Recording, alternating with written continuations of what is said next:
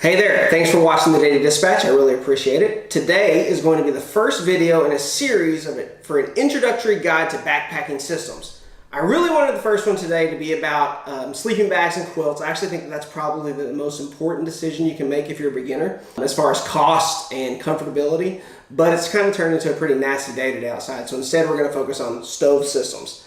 Now, do I think a stove system is the most important decision you can make if you're a beginner? No, in fact, you can make one of these Fancy Feast cat food. So this is literally a cat food can, alcohol stoves for a few bucks, and you're pretty good to go if you had a windscreen. But if I think back to when I knew nothing about this sort of thing, if several years ago I was getting started, I didn't even know what cooking in the backcountry meant. Everyone kept talking about stoves, what you're gonna eat, and I just didn't understand. So it's probably not a bad place to start. I think it's probably the most, not most confused, but one of the most diverse amount of options you have to get started. First things first, how do you cook in the backcountry? Well, most people, it's not the only way, but most people buy these sorts of things. They're freeze-dried or dehydrated food. This happens to be a good-to-go brand risotto. I'm not promoting them or anything. I just like this one. I happen to have it lying around. And what you do is you fill up your cup with water, boil it on any different kind of stove system you have, let it come to boil, pour it in here and let it rehydrate over 10 to 15 minutes, and they usually turn out tasting pretty good. That's it, it's that simple. Really what a stove in the backcountry is a way to boil water, for the most part. So for the beginning, 3-season backpacker, I think there are 3 primary kinds of stoves. Canister stoves, which are these little canisters here. Liquid fuel stoves, which you fill these up with either a denatured alcohol or heat in the yellow bottle, I think, and it burns clean. Or solid fuel stoves, they burn esbit tabs. These right here pop out like a pill.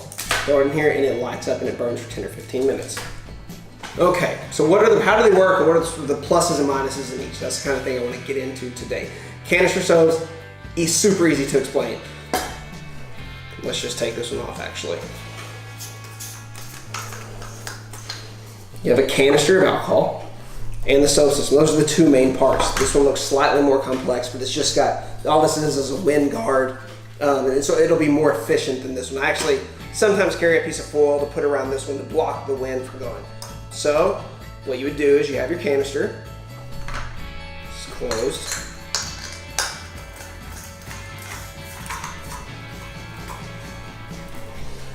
Turn on the gas, use a lighter, light it up, put your cup on top, and you're good to go. Super easy, super simple, fast, they're pretty cheap. The next kind of stove, alcohol stoves or liquid fuel stoves or these like this. This one's actually homemade. I made this out of a cat food can. You simply carry a jug of denatured alcohol. When it comes time to cook, you pour it in, light it up, and you just need a way to put your water over this. What I actually use is what's called the caldera cone.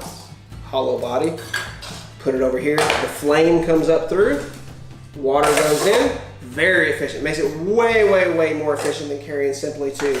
You can imagine having this perched above via either rock. So they sell different stoves, type systems to build it up and put it over the top. Third type, solid fuel stoves. Esbits. This is what I use. Pop it out like a piece of pill. They really smell. Pop it in, light it up, and I use it the same way. That's one of the reasons I like this caldera cone system so much. Comes over the top, burns, you're good to go. Now, before we go too much further, I should mention that there really is a 4th kind of stove, a liquid fuel stove. Now, I haven't mentioned that. I haven't really not going to get into those. Number 1, I don't have much experience with it at all. And number 2, for the true beginner, for someone who's doing 3-season type backpacking, I personally think they're unnecessary. The canister stove will do just fine. But if you're going to be doing very cold weather backpacking, called sub-freezing consistently, these aren't going to perform very well. These canister stoves are generally a mixture of 2 fuels, propane and isobutane, and when it gets very cold, I think it's the propane that burns off quickly, so the fuels don't mix well, and the propane burns off, and so after a few burns, you're gonna feel like there's fuel inside, and it just won't light. The isobutane it doesn't have the pressure, I think, to get out. There are some ways to help with that. You store it in your sleeping bag, store it in your coat, keep it warm. There's all kinds of things you can read about, soaking it in water, I believe, to keep the temperature up. But if you're going to be high hiking or backpacking in very, very cold weather, needing to boil water, that sort of thing, boil snow for water, that sort of thing, you're gonna wanna look into liquid fuel stoves. Again, I don't wanna get into those simply because I don't know too much about them, and I think they're probably beyond most true beginner type situations, but I do wanna mention it. Okay, so let's really talk about the pluses and minuses of each kind of stove. The canister stoves, I would say the biggest plus is that they're just super easy to use. You can imagine something like this. That's basically what the stove looks like on the inside. The can screws on. This one actually has a lighter, so you want to turn it on. It's that, you're that fast, you're lit up, put on your water, and it's just that easy. I would say that is the biggest plus for a canister stove, is it's simple. The fuel is fairly widespread if you're doing any amount of hikes at all, at least in the United States, in any major towns. If you fly into Colorado, you fly into Boulder, you're almost certainly going to be able to pick up one of these cans. Maybe not on a long distance trail, that's one thing to consider, just walking into any little town, they're not going to have one of these. But for the beginner, if you're talking about wanting to fly into a Colorado or a Utah or the Grand Canyon or Arkansas, California, anywhere, you're going to be able to find these at any backpacking supply store, like an REI or something like that. This works very similar to the Jetboil. You turn it on, I don't have a lighter with me, but it works the exact same way, it just doesn't have an igniter, so that's one less thing. But this whole system without the stove weighs 15 ounces. This one with the stove and the cup weighs something like 7 or 8. So it's way lighter, but again, it's less efficient. Wind coming through here is gonna move this flame, whereas here it's blocked. So you're gonna get more burns out of this than this. Liquid fuel stoves. To me, the biggest benefit is on a long distance trail or supposedly international. I've never hiked internationally, but this denatured alcohol, you can even use heat in a yellow bottle, is very widely available. So to me, that's the biggest benefit of this, and it's cheap, frankly. If you want to build one of these stoves, it's a couple bucks, however much a fancy feast can of cat food costs. That's how much it costs to build this. When I originally built it, I created a windscreen to use like this, and that was the stove. That was more of a proof of concept kind of thing, but I actually haven't used it in the field. I did use this. This is the kind of windscreen you could build for a canister stove if you wanted. It would have to be taller than this. And basically the same benefits of alcohol apply to solid fuel stoves, which is it's fairly readily available. It's cheap. These, you can imagine even building your own little stove like this out of just foil. Also, and to me personally, the reason that I use esbit over the canister stove is the weight. Now, this Caldera cone system and this Snow Peak Light Max system weigh about the same at the trailhead. For most beginner type 2, 3, 4 nights, overnight trips, they're gonna weigh about the same.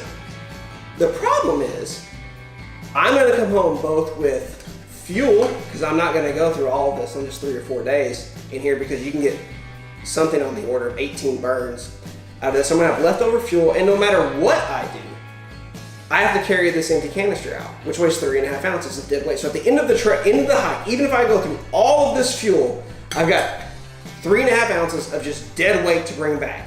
Whereas with both the liquid fuel or the solid fuel, I can plan it out if I have 12 burns, 14 burns, 9 burns, whatever I need. I take that many tabs or that many ounces of alcohol, and when I'm done, I'm done. And on my way back out, I'm empty.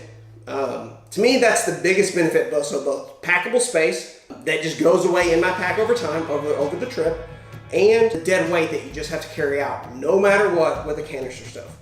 So that's really it. This was just meant to be a high-level introduction to backpacking stove systems for the uninitiated. When I think back to when I started, I didn't know what a stove meant in the backcountry. It's just really a system for boiling water. Can you do more? Yes, like Jetboil sells this little addition here.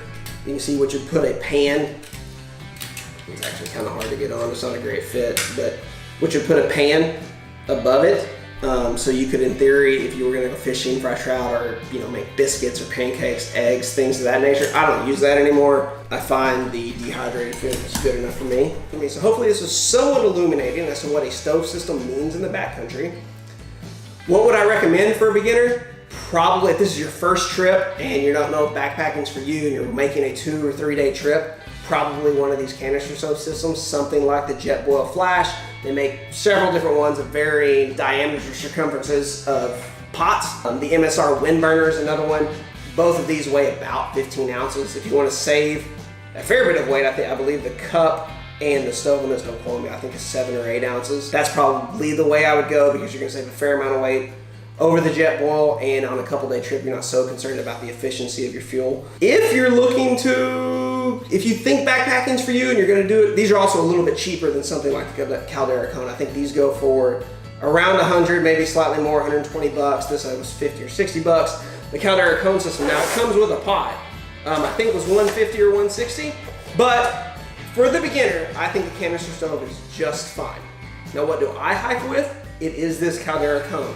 Why do I like it? Number one, it is super efficient and it's super light. Like I said, this system and this system started out about the same, but I don't have to carry the dead weight back. It is super packable. Let me just show you that.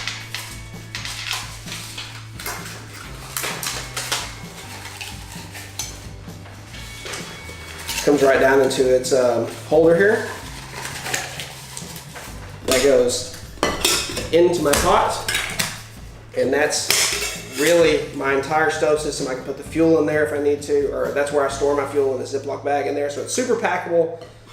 It's super light. I like it a lot. And also, one thing you'll hear me talk about a lot is its optionality. If one of these canister stoves breaks, which again, if you're a beginner, I wouldn't worry about it too much. That's something like this is what I would go with. But if it breaks in the field, you're just gonna be eating cold, rehydrated food. Whereas if I somehow lose or spill out my alcohol, or if I'm using solid fuel, which is what I use now, or if I just lose it or an animal takes it, I can still use this as a wood burner stove because I can just start a fire underneath the cone and put the pot on top. So I have optionality with that.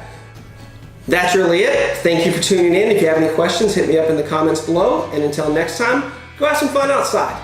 See you soon.